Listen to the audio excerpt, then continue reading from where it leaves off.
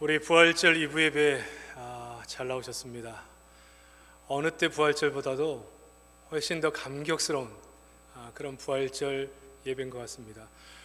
오늘 현장에 계신 우리 사랑하는 성도들뿐만 아니라 유튜브로 생중계를 중계로 보고 계신 우리 모든 성도들 너무나 잘 오셨습니다. 오늘 한번 인사했으면 좋겠는데, 예수님 다시 사셨습니다.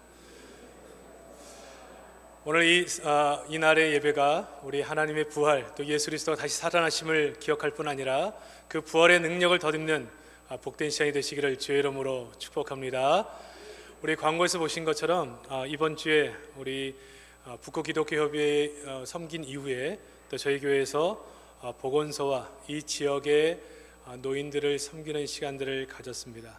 참 감사한 것은 공무원들과 보건당국에 있는 분들이 참 어려운 때에 너무너무 힘이 된다라고 참 그렇게 감사의 인사를 여러 번 했고요.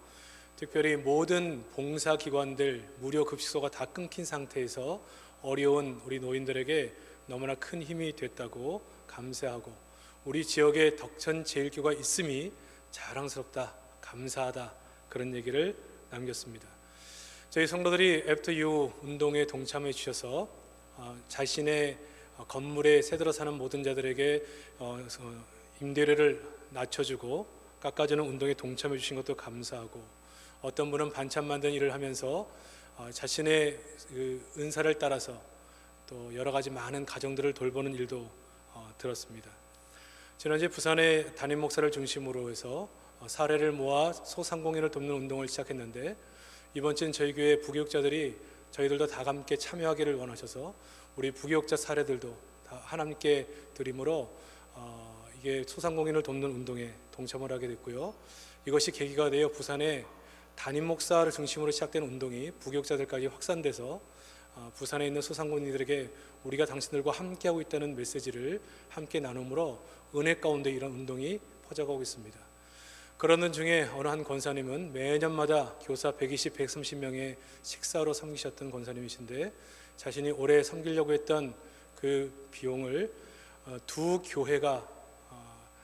교회를 살리는 일에 쓰고 싶다고 해서 임대료를 내지 못하는 두 교회를 섬기시는데 또 헌금을 해 주셨습니다. 제가 이번 주를 지나면서도 얼마나 감사한지, 정말 우리가 이 땅의 고통을 당할 때 우리도 힘들지만 다른 사람들과 이 고통을 나누면서 함께 이 고난의 시간을 극복하기 위해서 주시는 우리 성도들 너무나 감사하고, 또 그런 교회 담임 목사인 게 자랑스럽고, 우리는 이러한 과정을 통해서 어려움을 같이 손을 잡고 분명히 일어나고 극복하게 될 줄로 믿습니다. 그런 일에 앞장서 주신 우리 성도들 교회 너무너무나 감사합니다. 오늘 부활절인데 죽은 자를 다시 살리시는 부활의 능력이란 제목으로 말씀의 은혜 나누겠습니다. 제가 일전에 소개한 대로 저는 젊을 때 인명구조 훈련을 받았습니다. 그때 받았던 훈련 가운데 잊지 않는 내용이 뭐냐면, 사람을 구할 때 반드시 기억해야 될 수칙, 사람이 물에 빠졌다고 절대로 바로 뛰어들면 안 된다, 수영을 잘한다고 자신 있다고 뛰어들면 안 된다는 것입니다. 물에 빠진 사람은 그 힘이 엄청나서 한번 잡히면 도저히 빠져나올 수 없는 그런 모습이기 때문에 잡히면 죽는다는 것입니다. 그래서 물에 빠져 죽는 사람도 많지만 구하다 죽는 사람도 의외로 굉장히 많습니다. 어떻게 하느냐? 기다리라는 것입니다. 지칠 때까지, 힘이 빠질 때까지 기다리라는 것입니다.